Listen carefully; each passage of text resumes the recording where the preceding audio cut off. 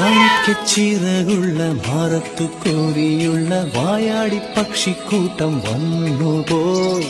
കാടുന്നു കാണാനായി കൂറുന്നു കൂട്ടാനായി ആകാശപ്പുഴ നീവി കുതിച്ചുപോയി.